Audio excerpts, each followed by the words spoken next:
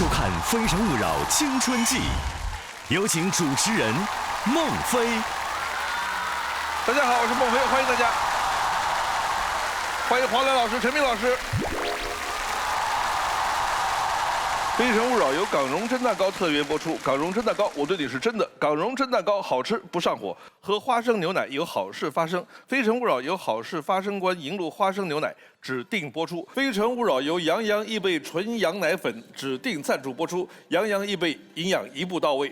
我们的奖励规定是，男女嘉宾牵手成功之后，都将获得由港荣蒸蛋糕提供的浪漫海岛之旅。港荣蒸蛋糕，我对你是真的。港荣蒸蛋糕好吃不上火，上父母牵线，帮孩子寻觅一段好姻缘。海量优质资源，真实相亲平台，超1000万用户信赖，父母牵线，中国家长的放心之选。想要征婚相亲交友，或者想到现场参与节目录制的观众，都可以通过下载爱荔枝 APP 搜索“非诚勿扰”报名，也可以通过父母牵线小程序或者发送邮件到非诚勿扰官方邮箱 fcwr@tstv.com 报名参加节目，或者可以拨打江苏卫视幸福热线025960088来到非诚勿扰的舞台。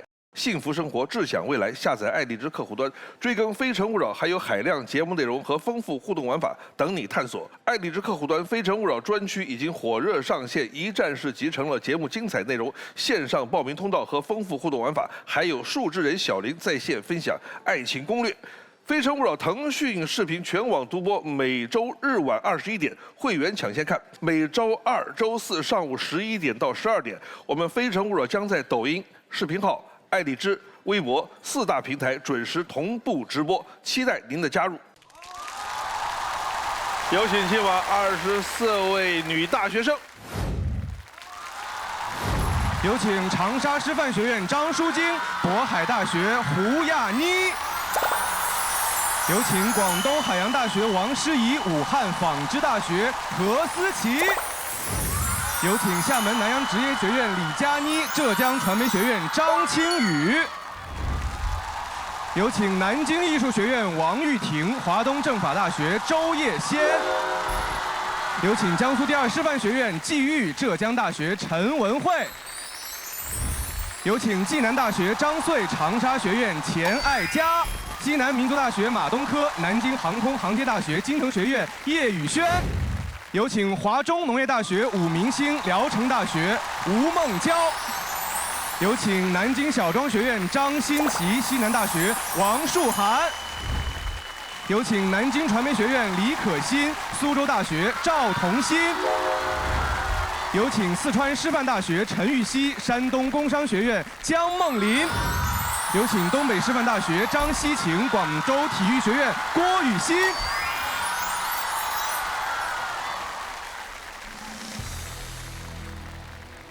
24位女生，欢迎你们，请亮灯。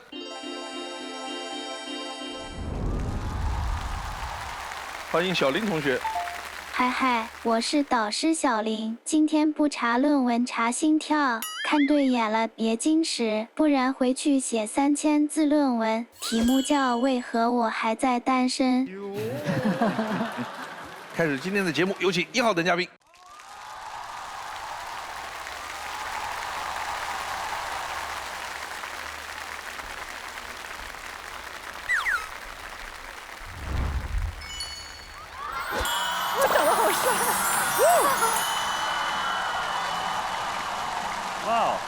3位老师好，大家好，我叫张凯玉，今年22岁，来自广州大学。本嘉宾由父母牵线推荐，来自广州大学。那您是哪里人呢？这个介绍起来可能有点复杂，我得讲故事了。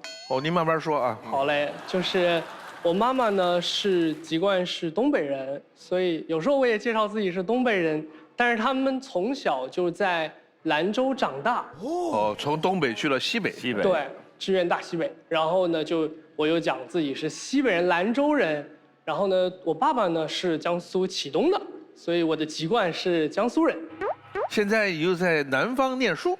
对，我又在深圳长大。深圳长大。哦，那你人生的最后一站打算去哪里呢？回到深圳。哎，你看中国版图给他转了一圈。好，我们来看选心动女生。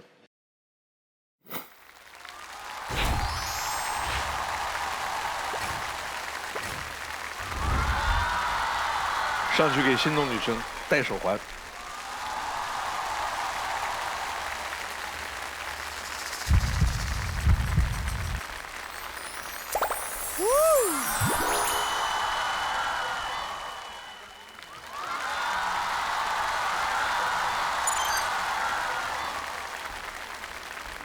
小林，1号男生，你推荐哪一位女生？经综合评估，张凯玉的制吹女生是2号女生李可欣，21岁，南京人，来自南京传媒学院。女生开朗热烈，感情中在意被懂得，做事追求卓越。男生内敛温暖，处事洒脱。两人目标一致，个性互补，可以借由彼此的眼睛感受不一样的人生。这 MBTI 没有一个字母是一样的，完全互补，集齐了所有类型。港蓉蒸蛋糕，好吃不上火，爱之初体验。我们来看男生的高光碎片。哦，哎，你以为妈妈办了一场婚礼，你爸爸参加吗？我爸爸没有参加。这个事情是这样的，因为我是单亲家庭长大，我妈妈一个人把我抚养长大，然后她一直没有穿过婚纱。她曾经经常跟我念叨说，她的梦想就是能穿一次婚纱，拍一次婚纱照，所以我就做了这个活动。亲眼见证单身20年的老妈突然要结婚了，是一种什么样的体验？看我什么没穿过，我啥造型都试过，但我就是没有穿过婚纱呀。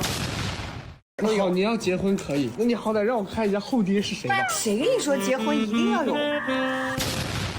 自己给我自己办一场不行啊？哪有自己给自己办婚礼的？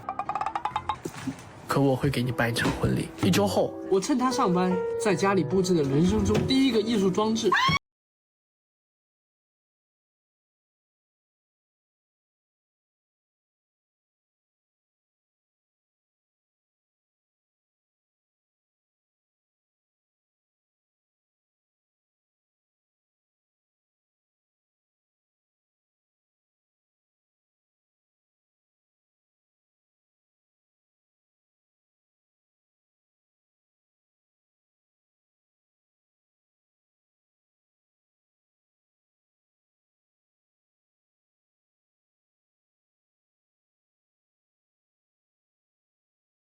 而现在的我，只想帮你完成你这20年的心愿，让你一直闪光，没有遗憾。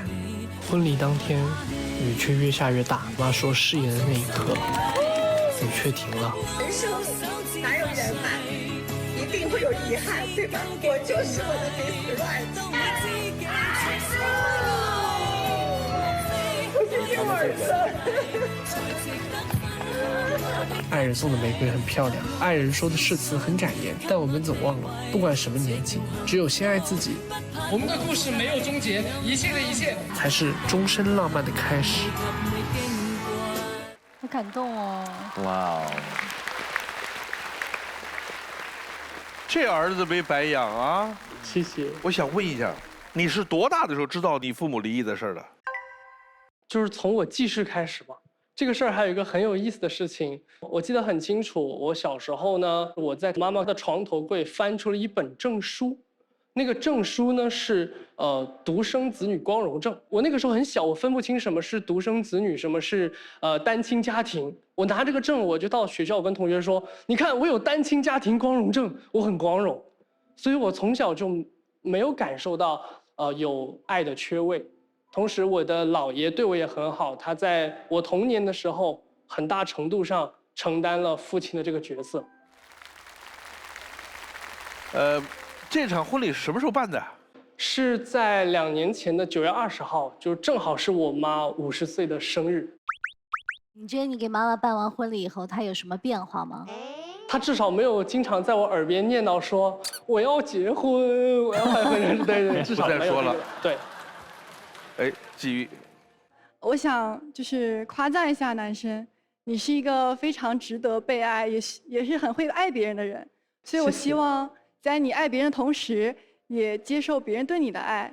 就是你不是单独的一个人，你有妈妈的爱、姥爷的爱、大家的爱、朋友的爱。所以说你一点都不缺爱，你有很多很多的朋友，还有很多很多的家人。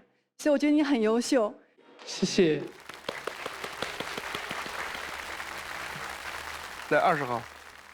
就是我跟男同学的家庭经历很像，就是从我记事起，我的爸爸妈妈就是分开的，然后我也是跟着妈妈生活，然后可能逢年过节才会到爸爸那儿去，然后我自己感觉到就是在成长过程当中，就是爸爸这位角色的缺失，其实给我的性格以及就是可能心灵上带来的还是蛮多的影响和伤害的。我就比较好奇，就是男同学，就是你会就是因为爸爸这个角色的缺失，就是有一些对于性格上的影响吗？是这样子，就是我在还小的时候，我其实对父亲这个角色没有一个很深刻的理解。那我姥爷对我的教育呢，就是很传统的，那就是会比较严厉啊、严苛这样子。那我当时其实还在想，幸好我没有爸爸，有爸爸得天天打死我，不好意思。到了后面呢，自己成年以后去看了很多影视作品，看了很多书籍，了解了别人很多的人生的时候，有一些时候我会觉得人生可能会有一些遗憾，觉得自己可能运动会的时候没有人陪我一起玩2人3足这种游戏，没有人陪我一起打球，没有人陪我一起聊游戏，可能也会觉得有一些难过，但是无所谓啊，都到今天这样了，我觉得我也是一个很健康的人。我尊重我的过去，也尊重我父母的选择。他妈妈那个婚礼的那个视频，其实除了表达儿子对一个抚养他成长的一直单身的妈妈的这种爱之外，其实还可以延伸的想一下，他妈妈也是多么随和的一个女性。要有一个不扫兴的父母家人，这个真的挺重要的。但扫兴的是你完全可以想象，换一个家庭，换一个孩子，对妈妈说：“哎呀，妈妈，我给你去拍个照。”哎呀，烦死了，干什么啊？我都50多岁了，神经病啊！弄那个事一点意思都没有，少想这些乱七八糟。一定有父母能说出这样的话来。你们要不要分享一下你们的父母那种不扫兴或者很扫兴的事？我主要想听后半段。2号。抱歉，老师让你失望了。我的父母不扫兴，因为每次就是出去旅游之前，我会买很多衣服，就是能把家里堆成快递站的那种。因为为了出片，然后这个时候一般我爸就会负责帮我去快递站拿快递，然后他每次拿不回来，他就会跟快递站拿那个蛇皮口袋，然后把30、40个快递拖回家里。然后到了家里之后，我就开始试衣服，然后这个时候我爸妈就会帮我一起去评价这个衣服到底好不好看，适不适合出片。然后还有就是，就是我爸妈做饭很好吃，但是我在减肥，导致我现在周末不敢回家，因为一回家就会吃我爸妈做的饭，就会长胖。1周在学校，比如说好不容易减了1、2斤，回家又长回来了。哇哦，15号。这个我可以回答2个，因为我的家里是我的妈妈不扫兴，但我的爸爸会比较扫兴一点。就是我在除夕的时候。也会去摆那种花灯，我爸看到说你一个大学生去摆摊，有这个时间不如花点时间多学习学习。但我妈妈就说，哎，你别管他，人家小孩子就喜欢做这些锻炼自己。然后我妈妈还会帮我一起，然后我觉得我的家庭就是一半是严肃的、严厉的，一半就是慈爱的，然后包容我的，好，我们来看第一条 VCR。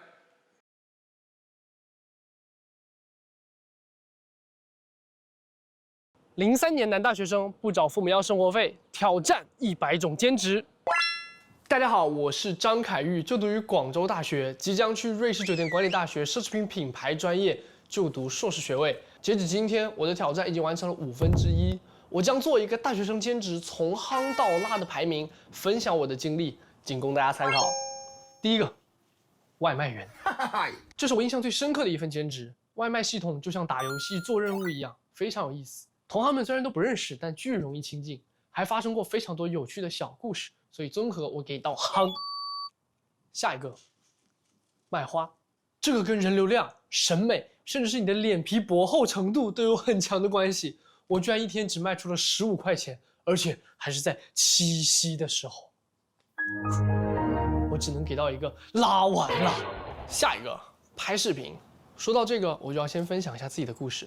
虽然我是单亲家庭，但是我从小就被我的妈妈、姥姥、姥爷，甚至是舅舅养得很好。他们非常愿意陪我去拍一些抽象小视频，跟我一起学习网络热梗。家庭加成，我给到一个夯中之夯。然后是家教、一日店长和密室 NPC， 虽累带赚，可以给到 NPC。最后一个，那就是摄影师，我直接给到顶级。平常我就爱拿着相机到处拍，而给别人拍出一张满意的照片，这让我非常的有成就感。都说给女朋友拍照是男人一生的必修课，如果成为我的女朋友，我包你出片。张穗，男同学你好，看到 VCR 中你提到说你当外卖员的时候，我遇到了很多有意思的小故事，能不能分享一下你觉得特别有意思的一次经历啊？记得我在开始第一次跑外卖员那一周呢，深圳正好是台风天气，然后呢就很多人摔倒，我就刚下楼的时候就在我家楼下连续遇到了3个外卖员全部摔倒了，我就一个没事吧给扶起来，跑到这里又倒一个就没事吧再给你扶起来，然后呢全部扶完以后我就说我可以去跑外卖了吧，然后旁边另外一个跑外卖的大哥嗖噜一下就飞出去了，说地好滑呀！我就说啊，是啊，大哥，就彼此都不认识，但是能聊2句，然后我觉得这个事情也蛮有意思的。我之前看到一个新闻，刷短视频刷到的，说现在深圳还有上海有很多白领，还有很多大学生，就白天有工作，晚上跑外卖接单解压，叫带薪解压，说他那个有这种玩游戏的感觉，然后送一单很有成就感，就他不以这个经济为目的的时候。对，陈老师的意思就是说，你做外卖员好像不是为了赚钱，因为你可以搞海岛婚礼，你是为了什么呢？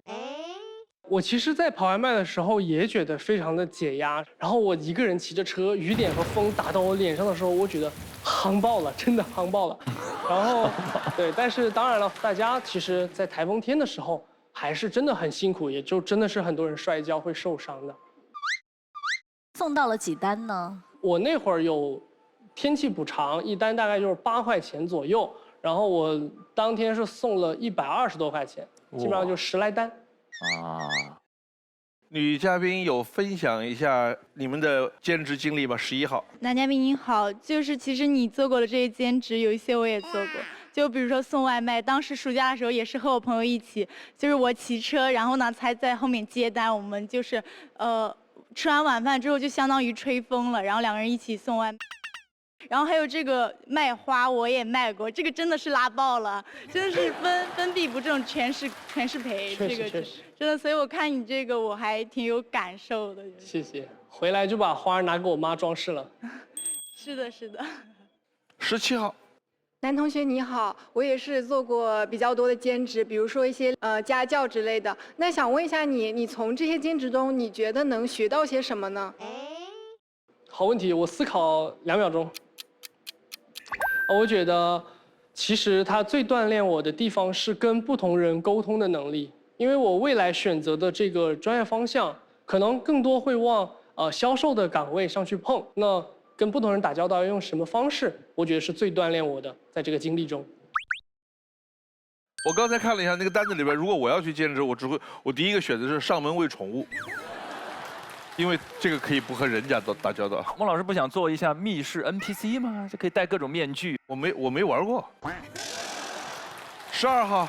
男同学您好，因为我也看到了你做过密室的 NPC， 像我呢，我也是特别爱社交什么的。我之前有去在游乐场这种高能量场合去做 NPC， 然后我就是觉得在这种非常人特别多，然后大家充满这个喜气洋洋的笑容的时候，我去跟他们互动，看到他们脸上的表情，我就会觉得这个工作是一件很幸福的事情。我不知道你做密室 NPC 会不会有这种感受？NPC 了，它实际上是一个非常辛苦、很累人的工作。就我觉得，你要化很厚的妆，然后穿不符合那个时间和天气的衣服，然后要一下子7、8个小时。它是一个非常需要你热爱才能做好的一个工作。我觉得我不太能胜任这份工作。来看下一条。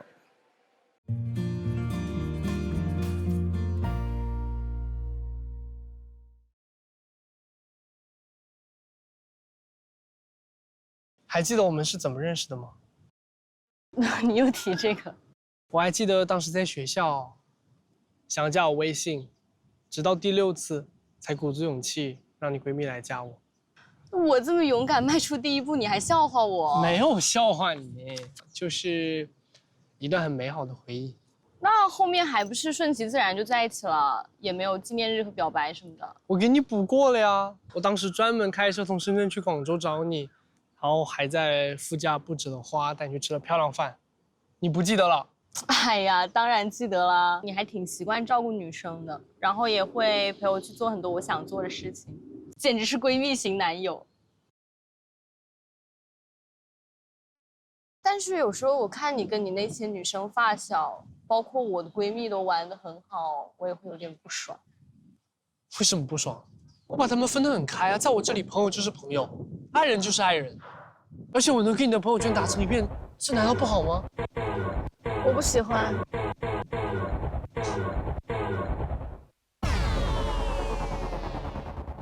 但是这都是小事，也不是我们最后分手的理由。实际上最后还是因为你太忙，给不了我足够的陪伴。是，那个时候是一直在忙事业，没什么时间陪你。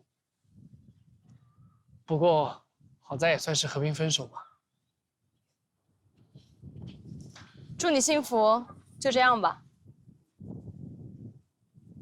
就这样吧。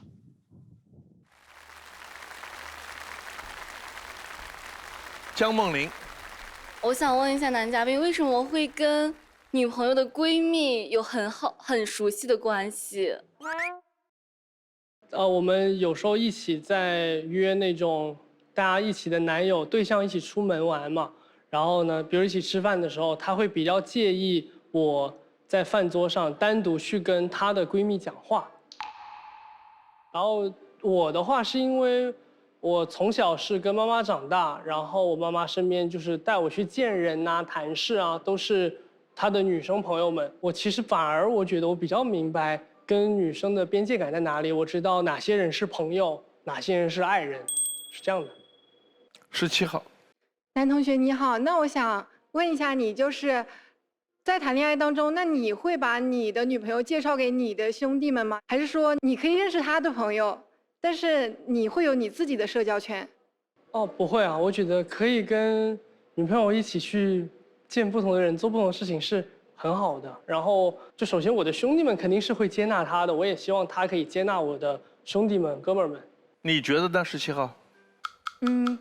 我是更喜欢在相处过程中，我们两个自己有一些小约会，但是偶尔的我们也可以跟各自的朋友聚一聚。就是我个人而言，我会更倾向于我们过好2个人的世界就够了。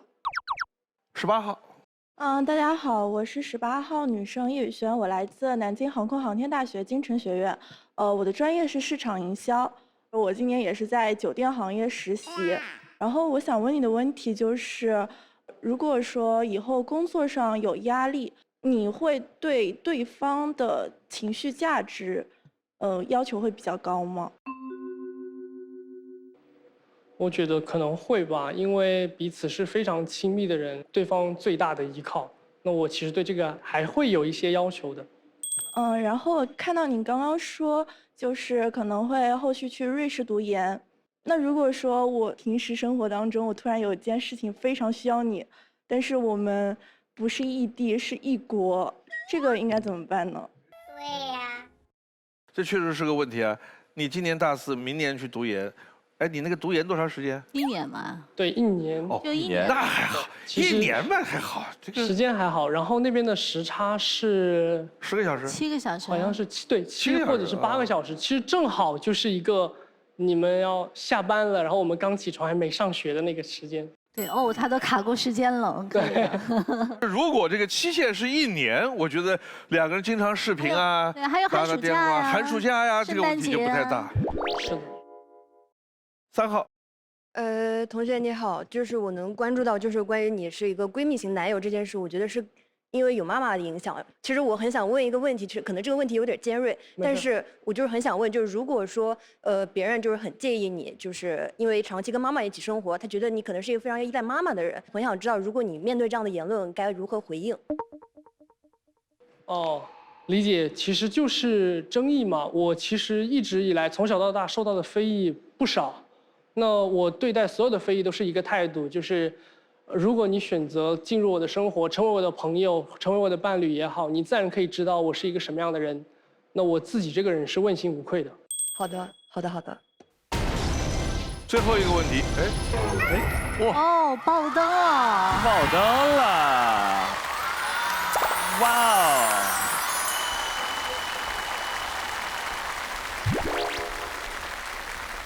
因为我并不介意就是所谓闺蜜型男友，而且我会觉得闺蜜型男友会更好相处，并且经常有句话嘛，就是说如果我跟你谈恋爱的话，我会看你就是你家里面就是你妈妈是怎样一个地位，怎样一个被对待的一个状态，所以我这里觉得你是一个非常尊重女性的一个男生，而且特别懂得怎么照顾人，我很喜欢你。谢谢。最后一个问题，10号。男生你好，因为我其实也有发小，就是从小长到大的男孩，所以其实我觉得，男生有非常关系好的女性朋友，这不是什么问题。但是我刚刚看你的 VCR， 感觉你跟你女朋友分手的原因可能跟这个有点关系，所以我很想知道，在你心中，你觉得谈恋爱之后区分女性朋友和女朋友的这个度在哪里？哦，我提一下啊，就发散一下啊。比方说，你允不允许你的男朋友加你闺蜜的微信？完全可以。可不可以允许他们俩有点赞呢、聊天啊？可以的。然后他们两个如果单独有一个什么样的约，正好两人都对科技展感兴趣，他们两个去看展行吗？那你俩谈恋爱就好了，就不用跟我谈恋爱了。这个有点过分了吧？王老师这一步迈的有点大，就是从我刚刚前面我觉得都还挺 OK 的。我觉得稍微设一个度，比如说他给你买奶茶的时候，给你闺蜜也点了一杯。那他情商挺高的。记得他的口味。Fine， 这就是那个界的位置了。就陈斌这个例子就很好，他的这个回答也很好。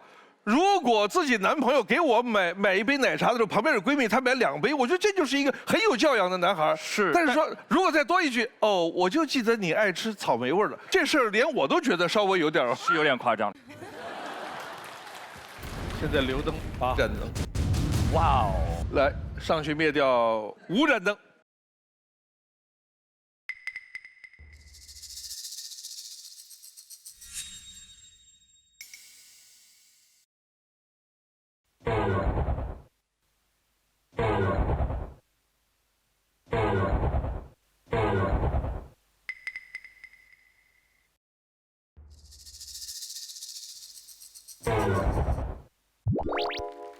有请3号、7号。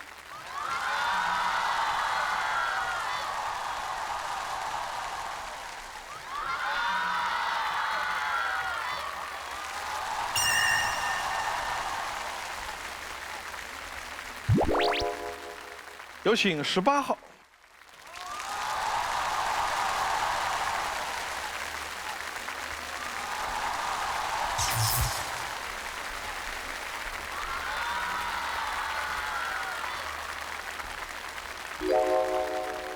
来看一下心跳。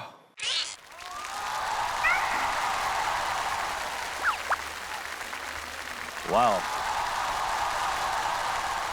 再看3个女生的资料，际遇，期待这样的你，勇气合伙人，解锁我的生活副本，选一个。生活副本吧。Hello， 大家好，我是小艺术家小鱼，这是我的周末。作为美术学师范的学生，我的周末都是在看展览跟办展览当中度过的。从小喜欢绘画的我，让绘画成为陪伴我最长的事情。进入大学没有选择悠闲的度过大学时光，而是不断挑战自己，让自己变得更加优秀。我的爱好非常广泛，足球、乒乓球、跳舞等等等等。当然啦，我也是特别爱吃的女生，是一个资深的美食家，希望在这里可以找到那个躺平的你。拜。叶宇轩，期待的你，人生即兴玩家，关于我，选一个。关于我，在我身上常常能看到很多面，我既喜欢山川草原，也喜欢海浪沙滩。旅行对我来说是生活中必不可少的调味品。对自己不了解的事物，我有强烈的探索欲，希望在一次次尝试中找到自己最喜欢、最擅长的领域。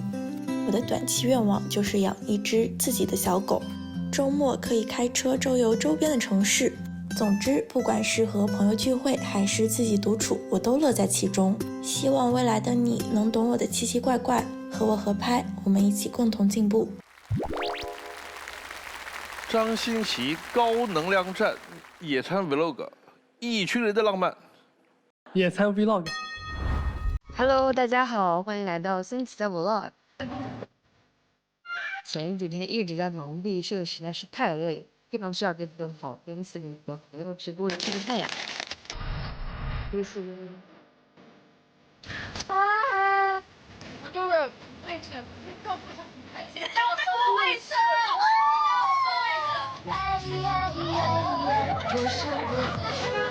拜拜。最后一个问题问3个女生。我的最后一个问题是：往后未来的日子里，平淡安逸的日子跟乐趣挑战的日子，你们希望各占几成？然后短期内有没有什么很想完成的挑战？如果算是有挑战性跟平稳，我比较占6-4分，因为我觉得大家都还很年轻，觉得安稳平过的人生是我未来的人生期许。但是目前来说，我更想做自己，做大家自己最喜欢的事情。然后目前想做的事情是体验高空项目，是因为我是一个非常恐高的人，但是我是内心比较想要克服自己的恐惧，希望和未来的那个他可以帮助我一起克服我的恐惧。我觉得这是一个非常浪漫的事情。谢谢。18号。我觉得我是那种更倾向于平稳当中带一点激情的那种。我也是最近比较想完成的一个挑战，一直都是跳伞，因为我觉得很刺激，因为我非常喜欢那种刺激的感觉。3号。我可能冒险跟平淡的比例是8:2，就是我认为我的人生，我一直都是想就是体验各种新的东西。因为我觉得人生真的很有限，剩下的2成的平淡是留给爸爸妈妈的，因为我觉得爸爸妈妈需要我的陪伴，我可能需要在一段冒险结束之后立马回到家和他们在一起。然后近期想完成的事情是想去南极看鲸鱼。最后再给爆灯的3号，你还有点时间。同学你好，就是首先。我可能是关注到，就是第一个 VCR 里面你拍摄视频的那种状态，因为跟您是同专业，所以我特别喜欢就是你拍视频的时候那种状态。虽然不知道您私底下是不是也是这样子，但我会觉得你跟我的性格很相投，而且特别有趣。首先我会因为你的有趣的人格而被吸引，其次，然后从你的妈妈身上看到的就是你的家庭氛围是这样子一个和谐而且特别不扫兴的一个氛围，就很自由，而且容易体验一些新的东西，就大家都一家子都很开朗。然后第3点就是学业方面，就是今年我也上岸了国内的一所211大学的硕士学位。你去国外读1年，但是我觉得1年的时间挺短的，因为我的硕士学位有3年。我们现在看一下18号有没有留灯。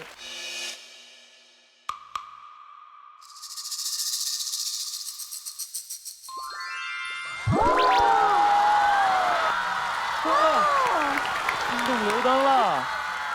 你刚来吧？今天第一次。第一次被选心动，就留灯了。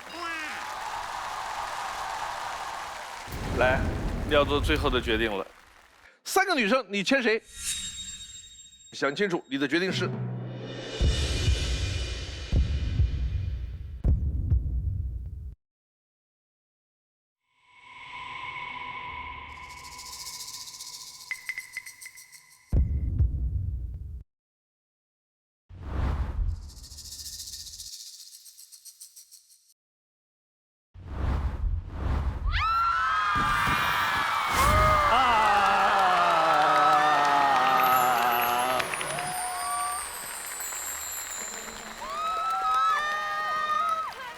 恭喜男女嘉宾获得了由港荣蒸蛋糕提供的浪漫海岛之旅。港荣蒸蛋糕，我对你是真的。港荣蒸蛋糕好吃不上火。他们就走了。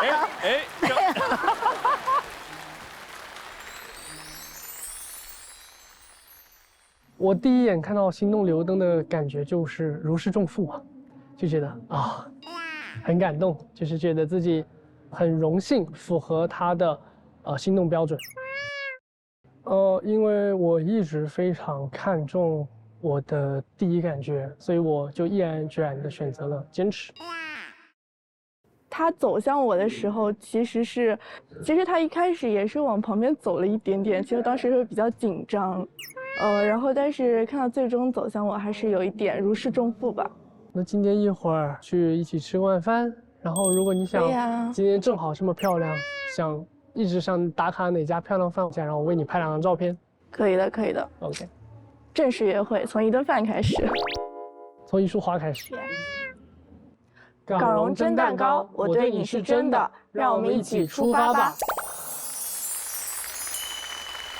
这个是非常青春期来的时间最短的女嘉宾，一见钟情啊！真的，这刚来的第一次录制啊，遇到的第一个男孩，好甜啊！祝他们幸福。《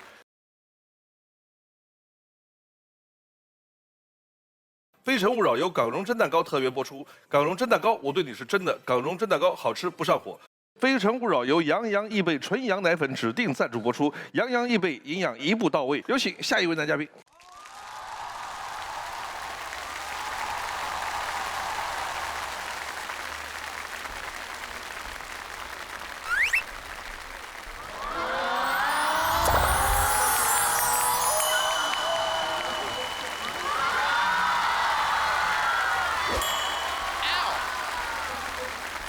3位老师好，24位女同学们，你们好，我是李运泽，来自华南师范大学，今年23岁，就读于研究生1年级，谢谢大家。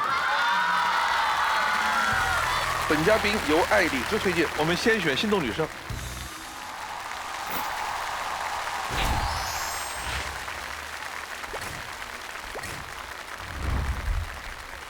直接上去戴手环。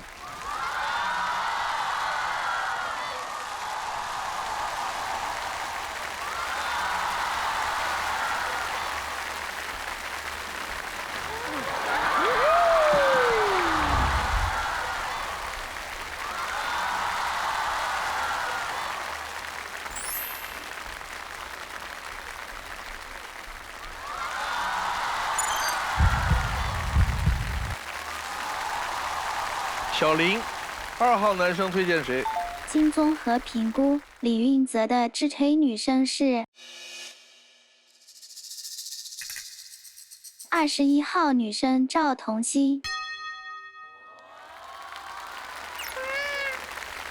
22岁，杭州人，来自苏州大学，女生热爱运动，情绪稳定。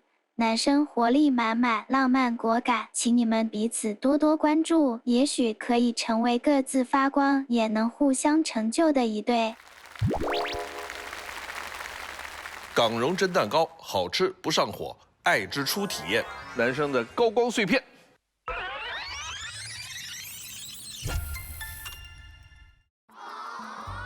合照显眼包。那我们来看一看你的合照呢？果然，这高中吗？对，大家应该一眼就能看出来哪一个是我了吧，对吧？后面那个火炬一样的。对，张开双手仰天的那个就是我。哦。12号。就是看到刚刚男同学的那个照片。看得出来，男同学感觉就是自我感觉非常自信。我想问一下，男同学平时走在路上会不会突然来一个空气投篮？我感觉会。你一定会，他刚才下电梯都没忍住。是这样子的，我只有在跟特别熟的人在一起的时候，我才会做出这种搞笑怪异的动作。平常一个人的话，独处的时候，我是一个很安静的人。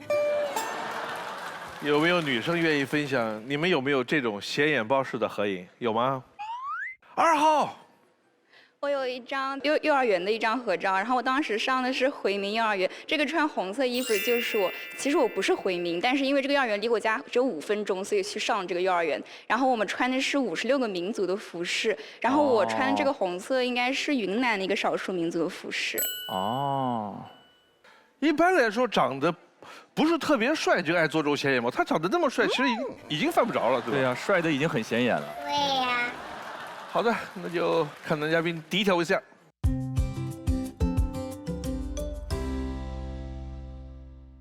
真的想来报名吗？可以啊，如果是周末的话，我应该是有时间的。可以。真的假的？这就选上了？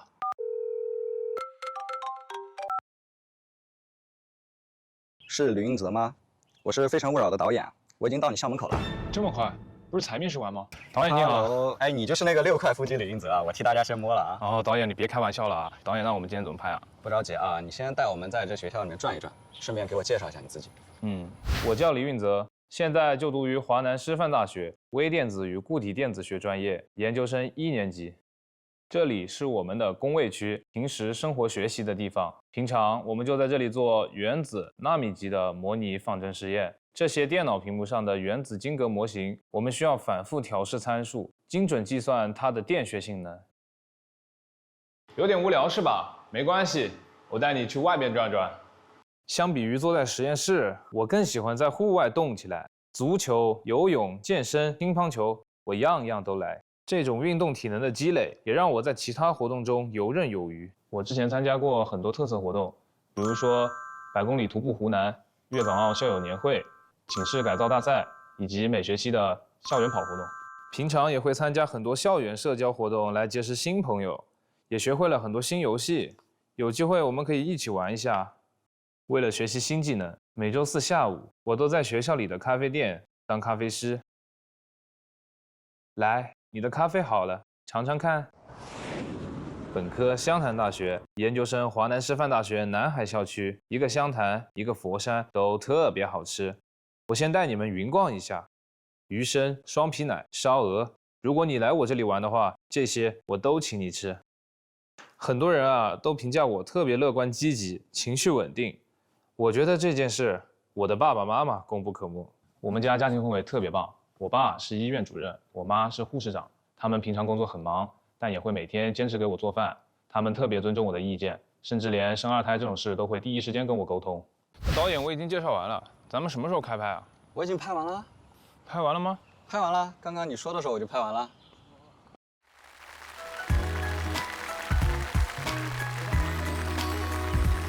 你爸妈商量要2胎是怎么跟你说的？上来就很直接，来一句：“你想要个弟弟还是要妹妹？”那时候你多大？那个时候就初1、初2。你怎么回答的？有本事你们就生。我说那都可以啊，弟弟妹妹对我来说无非就是多一个玩伴呗。爸妈做的饭那么好吃，不多一个人来一起分享一下，可惜了呀。最后揭开盲盒是什么呢？这个盲盒消失了。我爸妈他们医院工作太忙了，要照顾病人。你们的父母要2胎有没有跟你们商量过呀？来，16号。就是我有一个亲妹妹，然后我印象当中我爸妈应该是有象征性的问我，但我当时我感觉就是我的回答应该没有什么作用。然后其实我小学的时候我感觉还挺抗拒这个事情的，就现在我会觉得就是有个妹妹很好，就我现在非常非常黏她，就非常喜欢她。你刚才那个话叫说，他说我父母是象征性的问了我一下，那不叫象征性的，那是他们已经把生米煮成熟饭了。我得介绍一下这个男生他是怎么到我们这个节目来的。大家看片子上面一开头那段还记得吗？对啊，他就是在那个直播面试当中给面来的。当时那一届是不是还有22号？对，我刚刚就想举手。你们是同一届的。看一下大屏。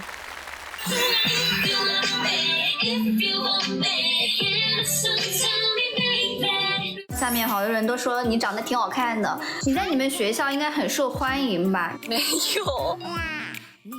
我183。有腹肌吗？有6块。大家想看你展示一下。这边吗？下面已经有很多人爆灯了。就我想跟大家分享的是，我们每周2、周4上午的11点到12点，我们节目会在抖音视频号、爱荔枝、微博我们直播。想要上我们这个节目的，就通过刚才这种方式，就直接在直播的时候我们就可以面试，面过了就直接来。张穗。男同学你好，我看到你的 VCR 中说你大学的时候经常参加一些联谊活动嘛，你能不能举一下你参加过什么类型的呀？都是，而且你还说你学了一些小游戏，有没有什么小游戏是能现场就能玩的呀？我刚刚有在那个 VCR 里面提到过那个粤港澳校友年会嘛，那个就是我们当时的高中优秀毕业的校友们。当时我就作为一个那个研究生发言代表上去给大家分享我的经历。哇哦，你他像不像个老师？你看这样，很衣乍一还冠，以为是靳东呢。很衣冠楚楚啊。刚刚女生有提到过我们现在大学生之间的一些社交活动嘛。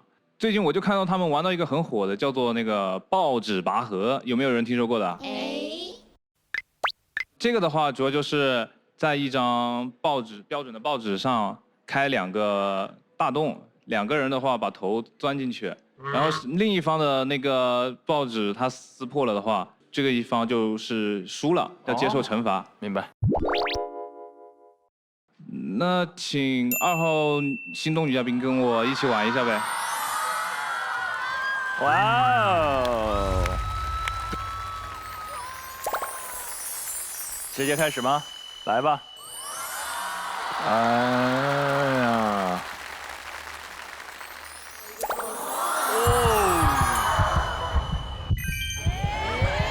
来了啊！3、2、1，开始。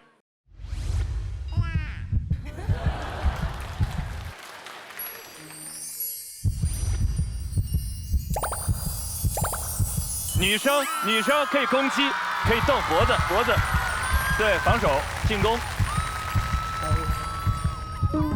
输了，女孩厉害呀！输赢不知道，但是女孩脸确实红了。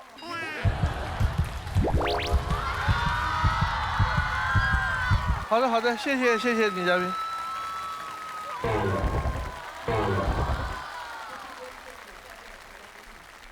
看下一条 VCR。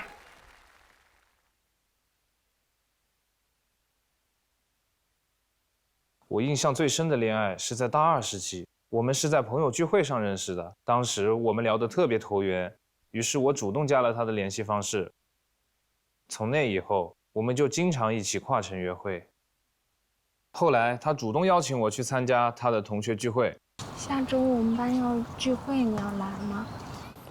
可以啊。我当时就觉得这是一种积极的信号，于是我就顺水推舟，在他同学聚会上跟他表白了。我喜欢你，能不能做我女朋友？就这样，我们恋爱了。别人恋爱送花送礼物，而我则是用我的专业给他浪漫。有一次过节的时候，我用光电专业的技能，亲手电焊了一棵圣诞树送给他。日常我也会送他戒指，带他到处旅游，想尽办法哄他开心。但是我们也有矛盾，最大的问题就是拍照。他总觉得我拍的不好看，经常数落我。因为拍照这个事情，我们沟通过很多次，我在努力学习，想把它拍得很好看，但这并不是我擅长的领域。因为这件事情，他每次都会跟我吵架，每次我都得哄他，大多数的情况下我都把他哄好了。直到最后一次在澳门旅游，他又因为拍照生气，我怎么哄都哄不好。那一瞬间，我突然觉得这件小事好像永远都解决不了，于是我提出了分手。这段2年的感情就这么结束了。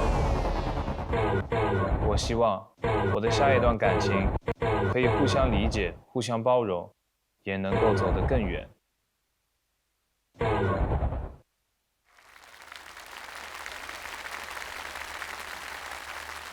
好像为这个事吵架的比例不在少数。就这个事儿困扰你很长时间了吗？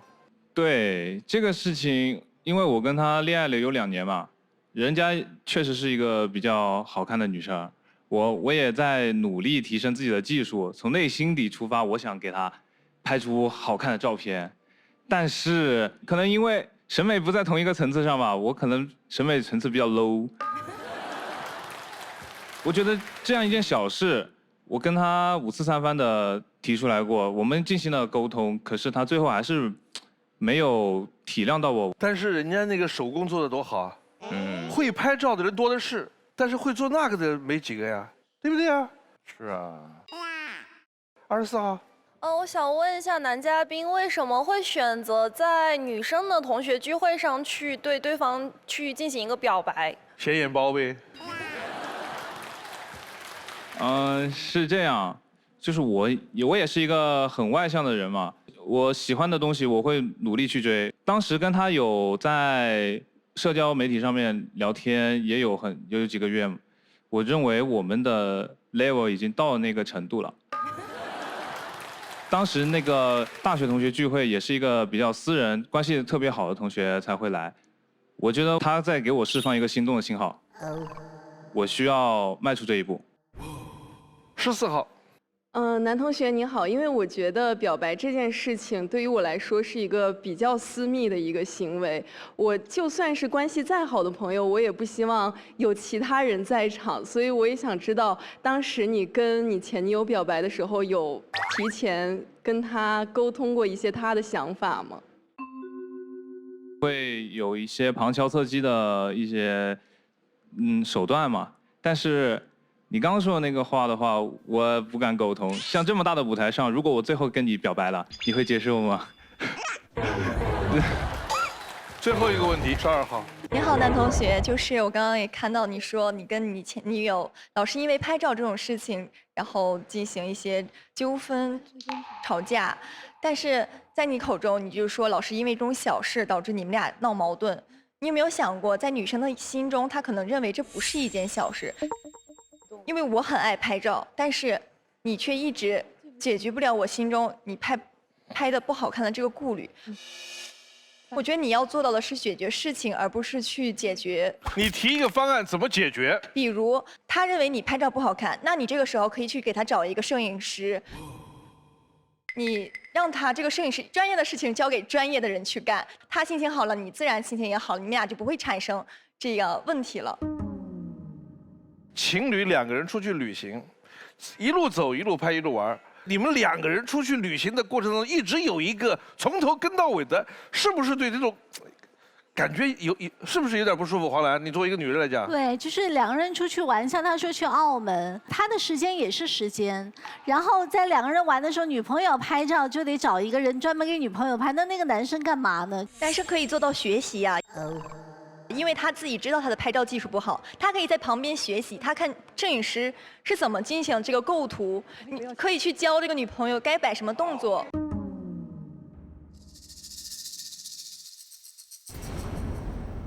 来，有请8号、17号。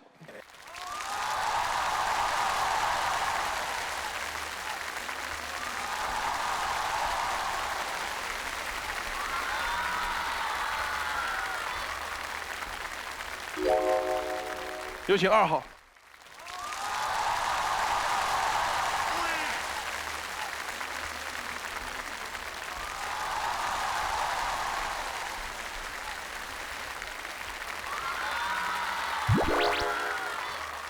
看大屏心跳。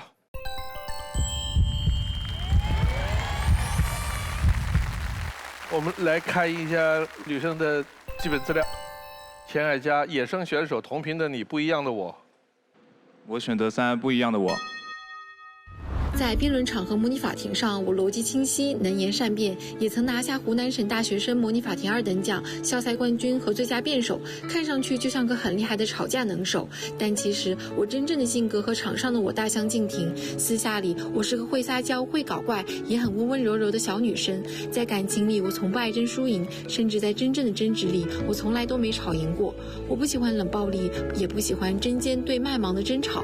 希望未来我们遇到问题可以好好沟通，好好说话，不冷战，不敷衍。开心的事互相分享，烦恼时彼此分担，用心对待彼此，认真经营属于我们的日常。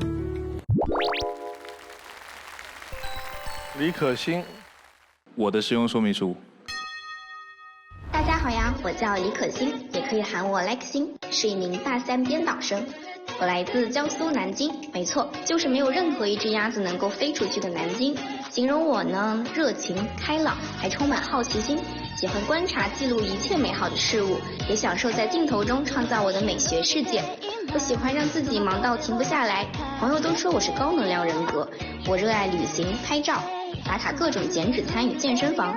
我期待能够遇见一个自律又温柔的人，和我一起把每一天都过得闪闪发光。哦，对了，我爱吃盐水鸭，你呢？王玉婷，与你热气腾腾，恰好合拍理想的关系。第一个，与你热气腾腾。你好，我是来自南京艺术学院的王玉婷，目前在读研一，平时喜欢画画、拍照。对我来说，画画是掌控画面、创造世界的过程。我很享受创作中的不确定性。我很喜欢“可能性”这个词，因为我始终相信，在我的手中能够生出无限的可能。在感情里，我想要的其实很简单，希望对方坚定、专一、情绪稳定，善于发现生活中的美好。希望我们能够读懂彼此的情绪，在对方疲惫时接住那份脆弱，在对方发光时真心为彼此喝彩，有无需多言的默契，在成长路上相互陪伴，彼此成就。希望你和我一起疯，一起笑，把平凡的日子过得热气腾腾。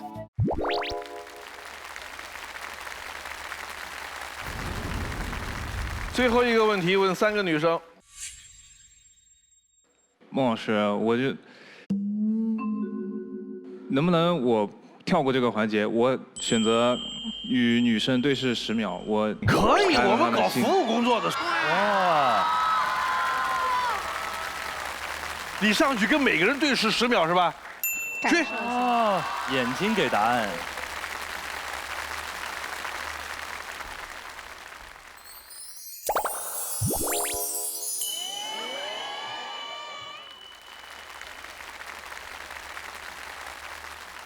这个不是看过了吗？对，看半天了。之前在看报纸呢，嗯。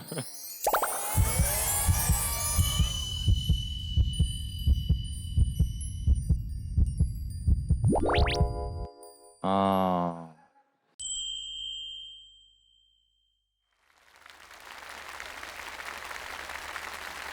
你快回来告诉我们看到什么了？哦。我看到2号的女嘉宾为我留灯了。不会打脸吗？见证奇迹的时候到了。哎，来看一下2号有没有留灯。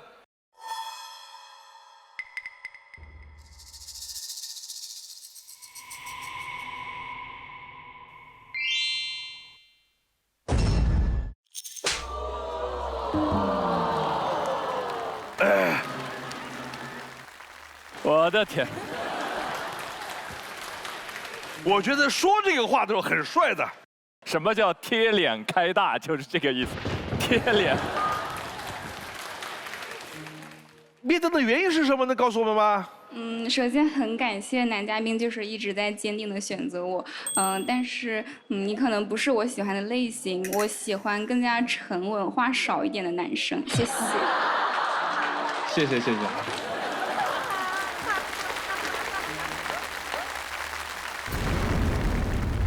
来这样吧，坚持选心动女生有可能被拒绝，你自己回去。另外2个女生，你可以牵手其中一个。你的决定是？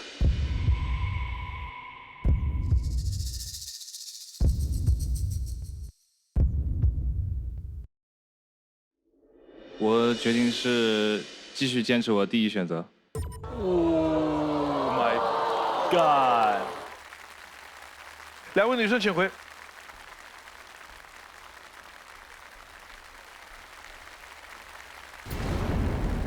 来，最后争取一下吧。我想说的就是沉默是金，我现在什么都不想说。我喜欢更加沉稳、话少一点的男生。他这2句话说的时候，看着我说，弄得我很尴尬。哥们儿，最后一下了，还有可能的。首先，我想先感谢刚刚2位为我留灯的女生。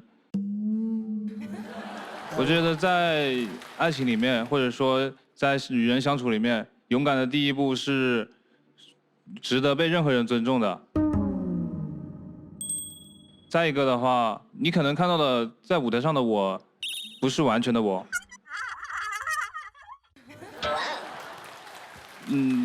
如果说你想看到更完整的我，可以坚持选择我，谢谢。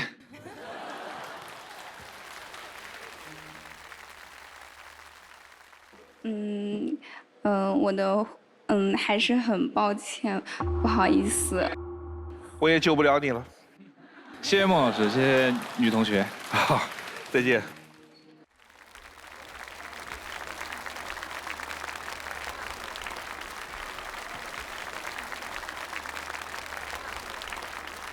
我选择2号女同学的原因是，她是我喜欢的类型，在长相上清纯可爱。第二点的话，她是南京本地人，我特别喜欢南京这座城市，所以以后会有更多的机会了解这座城市。也许我以后会在南京有更长远的发展。大家好，我叫李允泽，湖南湘潭人，现就读于华南师范大学。我是一个热情开朗但又不失沉稳的男生。以后我想遇到一个长发飘飘、美丽知性的女孩。如果你对我有兴趣的话，那就来联系我吧。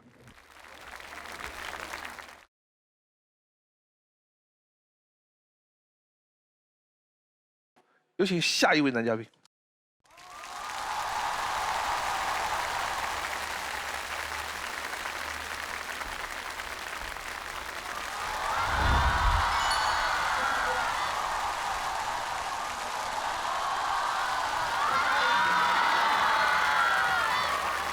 各位同学，3位老师，大家晚上好，我是庄恒栋，今年25岁，来自中国科学院大学。本嘉宾由父母牵线推荐。中科院有一个高妹，前不久刚给领走。对。选心动女生吧。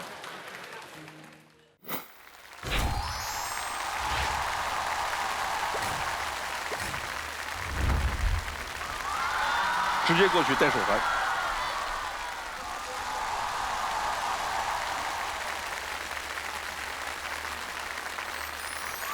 哇哦！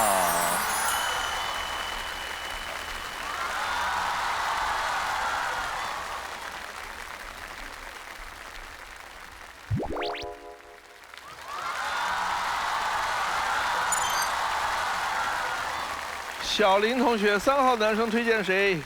经综合评估，庄恒栋的直吹女生是22号女生江梦玲，22岁，烟台人，来自山东工商学院，女生性格开朗简单，男生外向健谈，请你们彼此多多关注，也许可以成为携手成长、优势互补的一对。港蓉蒸蛋糕，好吃不上火，爱之初体验。来看男生的高光碎片。哇，学霸！我的娘亲呐！这个是我从本科入学到现在的获奖证书的一部分吧。他从本科开始，小初高都没算。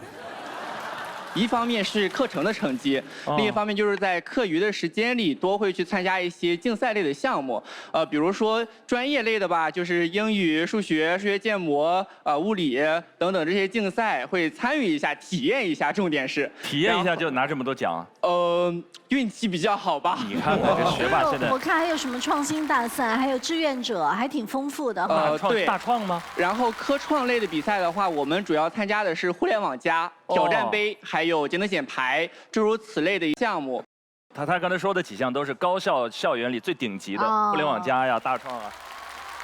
不过在这里面的话，其实我最为骄傲的是获得了最佳辩手。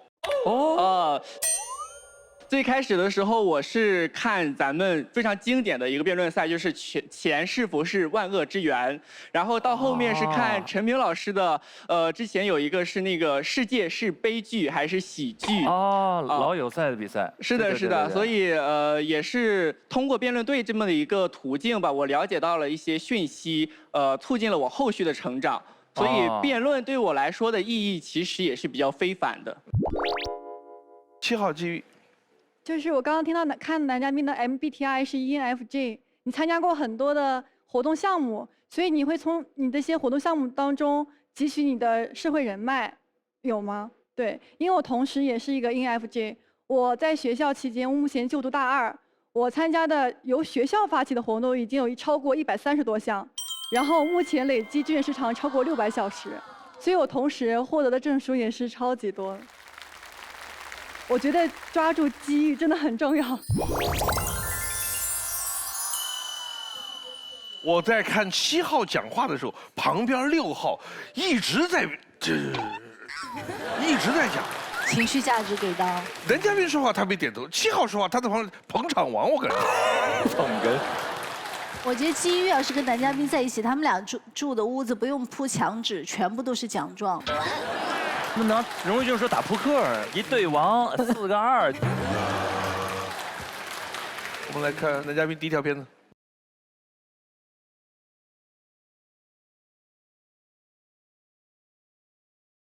这是人类的一大步，也是我的下一步。我是庄恒栋，收到请回答。我是庄恒栋，我在本科的时候就跟着导师一起做科研，研究生保送到了中国科学院大学，现在在星际航行学院。这个浪漫的名字来自钱学森先生的宏大构想，着眼国家深空探测、空间科学研究等领域。我的专业是能源动力，未来征途是星辰大海。我有一个大我4岁的姐姐，从小学到研究生，我们都在同一个学校。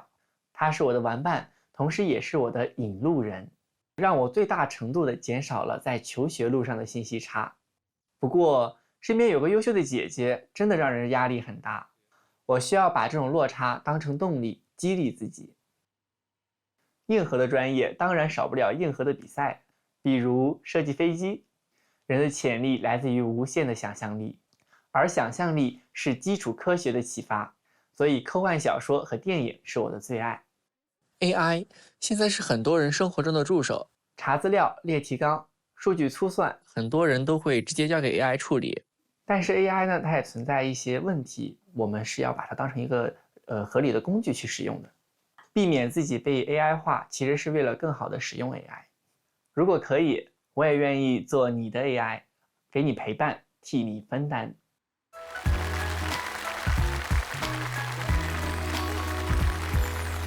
您就是研究未来跟我们国家的战斗机有关的方向吗？就是航空发动机，它是飞机的心脏，也就是说，我们的发动机实际上就是和军工啊以及民用都是相关系的。咱们国家的现在的战斗机，尤其是5代机，在世界上是一流水准。对，领先的水平。你要跟女孩聊战斗机，她们估计一个也不想问。想飞战斗机吗？有见过战斗机吗？来，我见过。23号。男同学你好，刚才有听到你有参加过一些，比如说像挑战杯，然后互联网加的这些比赛。然后我在大学期间也参加过类似的比赛，然后我当时其实研究的是 AI 的方向，所以其实非常想请教一下你，就是你对目前 AI 它快速发展是一个什么样的理解，以及你想给我们大家一些怎么样的一些参考和一些劝告呢？这个话题挺大的。我觉得第一个的话，它是时代的一个产物，是我们必须接受以及说好好利用起来的一个工具。但是同时呢，我觉得里面有一个非常大的问题，就是要避免被 AI 化。想做道菜也好，还是说我查文献也好，告诉他想要什么，他可以给你一系列的东西。但这里面有2个内核，我觉得一个是判断力，就是我要如何判断它是真的还是假的。然后第2个就是自制力这个方面吧，就持续的依赖性这个东西，就不再是自己直接去思考，而是说我直接去拿它去使用。这位同学，他的这个问题，你做一个简答就好了。您是在做一个论述题，我听着像博士生面试一样提了一个问题。15号。你好，男嘉宾，就是您提到一个你也喜欢辩论赛，其实我也很喜欢。然后之前我们学校有一个很有意思的辩论赛的一个课题，我想问问你更偏向哪个？就是短暂的陪伴对你来说是恩赐还是惩罚？如果是我要持方的，我可能觉得短暂的陪伴是一种惩罚。为什么这么说呢？简答。好嘞。就是感受到了爱以后，我可能就不再想一直是孤单的。如果长时间以后我一直渴望这种，但是又不能拥有，这对于我来说是一种惩罚。他在回答前一个问题的时候，我满脑子都是2号女嘉宾最后说的话。我喜欢话少的。龙老师。 10号。男嘉宾感觉你非常的侃侃而谈，很热爱你的专业，然后你有获得过很多的奖项，但是其实，咱们来这儿主要是想要交朋友的，所以我想问的是，那你谈恋爱，你觉得对你来说最关键的一个点是什么呢？在恋爱中的话，我个人来说的话是。非常会重视对方的这个研究工作，其实平时是比较忙的。但是如果说早上起床以后，我可能会分享一下我的日程，今天会大概干什么。然后平时看到了一些花呀、草呀，就是景观，我感觉比较有意思的，或者是说视频或者是美食，我都会分享给彼此。所以也是希望能够分享的过程中能够得到一定的回应。1号，就是刚才 VCR 说姐姐。 求学轨迹很相似，然后一路也是姐姐是引路人，我就想问你在找女朋友的时候，会不会希望有一点你姐姐的影子？哎，这个其实不太会想要有。怎么回事呢？就是和姐姐在一个学校有好也有坏吧，我是感觉。先说坏的。先说坏的好，因为学校都是一样的。 老师呢就会问，哎，你姐很聪明，写作文很好，地理题也答得很好，我要看看你的情况是怎么样的，所以就会经常被比较来比较去。所以我们2个人在小时候的关系其实也没有那么好吧，但是慢慢的长大以后，我反而又觉得很庆幸，因为我有一个非常值得我骄傲的姐姐，同时呢，她带来的这种帮助是非常大的。 有很多同学可能就不知道保研这个事情，所以他们可能就不会去卷一些绩点呀、竞赛等等。但是我知道之后，我就会去做。你姐姐对你好吗？怎么说呢？非常好，她对我的关爱是非常之多的。张穗。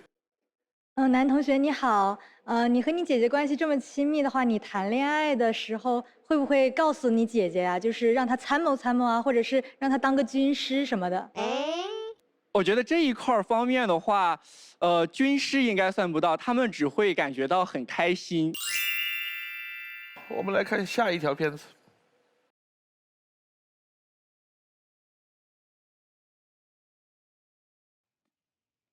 爱是一场心之所至的量子纠缠。我唯一的一段恋爱是大4在学校活动中认识的女生，因为投缘，我便常常约她见面。 渐渐的，有他在身边，成为了一种习惯。于是我向他表白了。他是一个不喜欢线上聊天和打电话的人，觉得2个人最好是见面交流。刚开始还好，但是到大4下学期我来北京做毕设以后，这个问题变得格外尖锐。经常是我上午给他发信息，晚上才会回复我。我非常喜欢恋人之间可以分享有趣的事情，可他是一个不太喜欢用手机沟通的人。 我克制自己心里的不舒服，努力适应他的习惯，等来的却是他说：“学业太忙了，我们的感情也在变淡，不如分手吧。”我想，我们是在不恰当的时机谈了一场恰当的恋爱。我保研后有比较多的时间可以投入，而他在考研，忙碌和压力让他无暇顾及更多。我们对爱的需求败给了人生的算法。 希望未来我能够遇到一个真诚、清醒、有自己想法的姑娘，我们能够各自闪耀的自传，我也可以成为稳稳守护着她的卫星。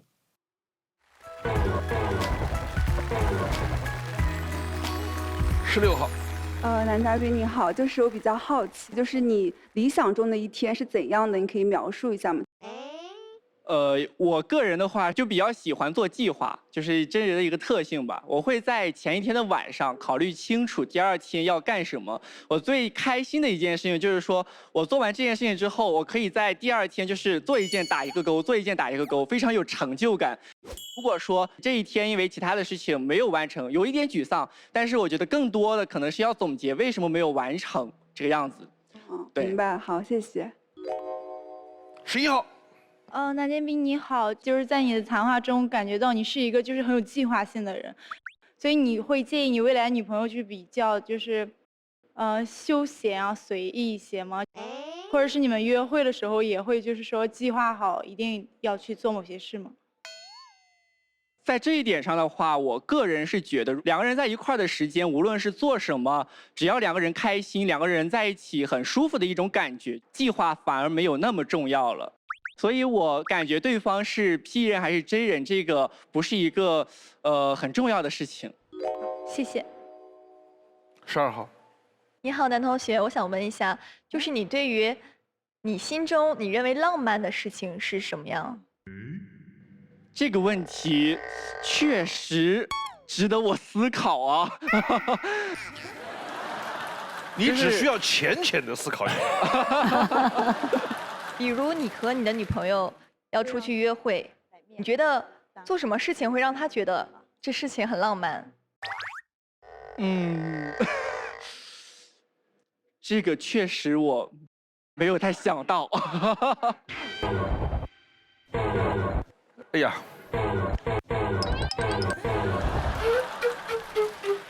，10号。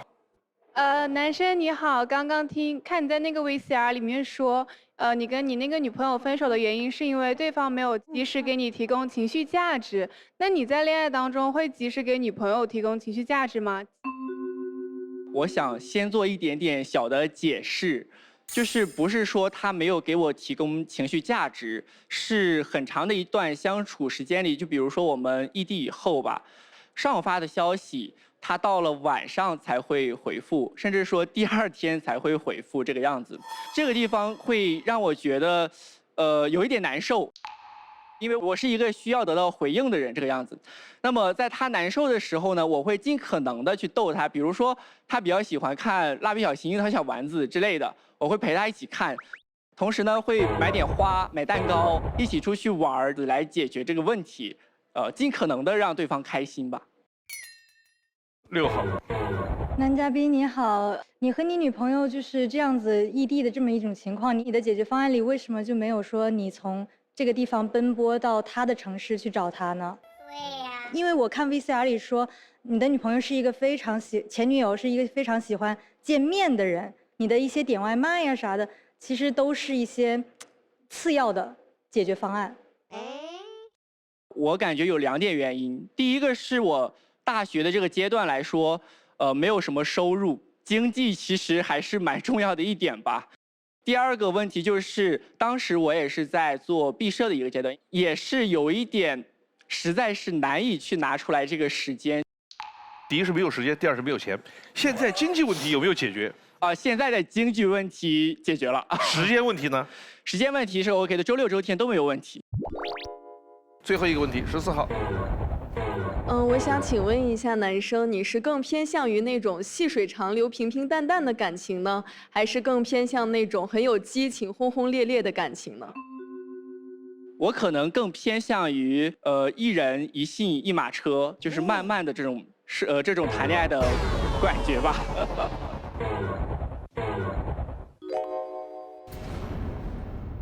有请15、16号。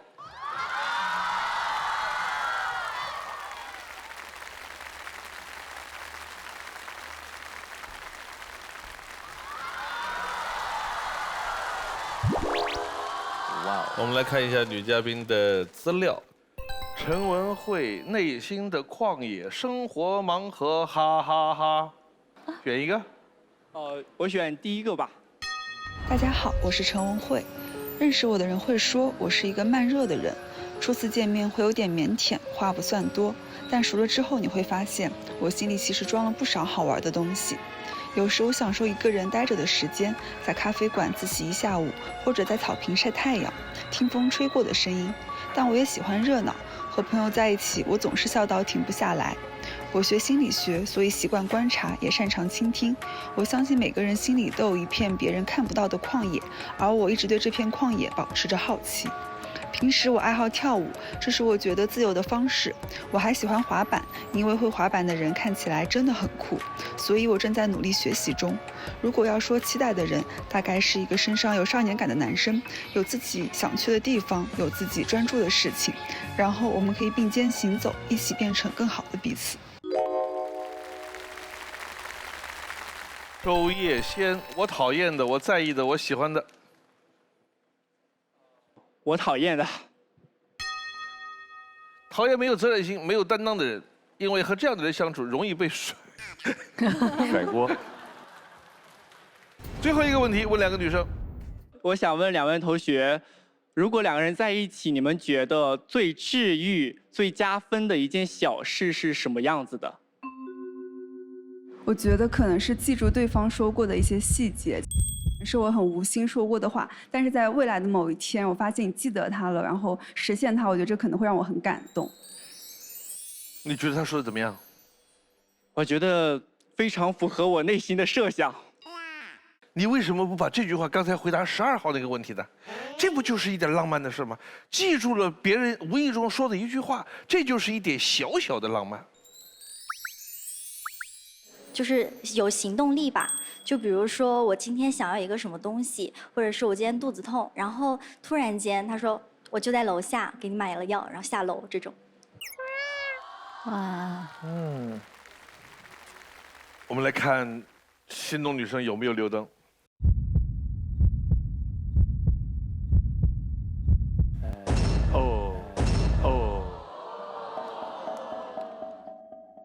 你要做最后的决定了。现在情况是，如果坚持选心动女生，有可能被拒绝，你自己回去，也可以牵手另外一个女生。讲清楚你的决定是。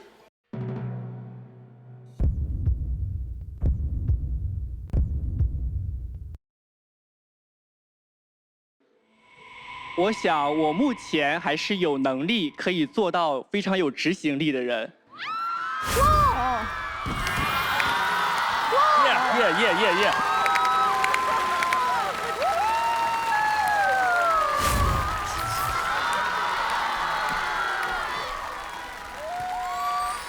恭喜男女嘉宾获得了由港荣蒸蛋糕提供的浪漫海岛之旅。港荣蒸蛋糕，我对你是真的。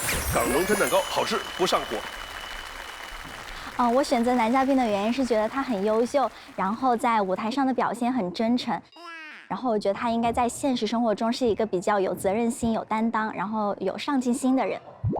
因为我觉得在恋爱中异地的话，那么长的时间不回消息，的确是一个困扰。我觉得我还是挺能共情到男嘉宾的，所以我觉得我会选择支持他。我非常感谢他能够坚定地选择我，因为我是觉得被坚定的选择真的是一个很幸福的一件事情，所以说，我也坚定不移地选择他。港荣蒸蛋糕，我对你是真的，让我们一起出发吧。好合适哦。哦，真好。这个有姐姐，那个有弟弟。女孩说出最后那个回答的时候，我心里咯噔了一下。因为那就是他唯一一个前女友跟他分手的理由，他前女友希望他及时出现，不希望用手机交流，但是他因为钱因为时间他没有办法出现，但是他愿意在自己曾经摔倒的地方爬起来，重新赢得胜利，太棒了！祝他们幸福。感谢港荣蒸蛋糕特约播出，感谢非诚勿扰好事发生关银鹭花生牛奶指定播出，感谢洋洋益味纯羊奶粉指定赞助播出。幸福生活，志享未来，下载爱荔枝客户端，追更非诚勿扰，还有海量节目内容和丰富互动玩法等你探索。想要征婚、相亲、交友，或者想到现场参与节目录制的观众，都可以通过下载爱荔枝 APP 搜索非诚勿扰报名，也可以通过父母牵线小程序或者发送邮件到非诚勿扰官方邮箱 fcwr@tstv.com。报名参加节目，或者可以拨打江苏卫视幸福热线025960088来到非诚勿扰的舞台看节目。欢迎登录荔枝新闻、大蓝鲸、新浪新闻、一点资讯、Zaker360娱乐，了解更多资讯。上微博搜索非诚勿扰参与讨论，分享你的恋爱宝典。上 WiFi 万能钥匙，免费流量用不停，陪您看非诚勿扰，连接你我。谢谢收看今天的非诚勿扰，下期同一时间再见。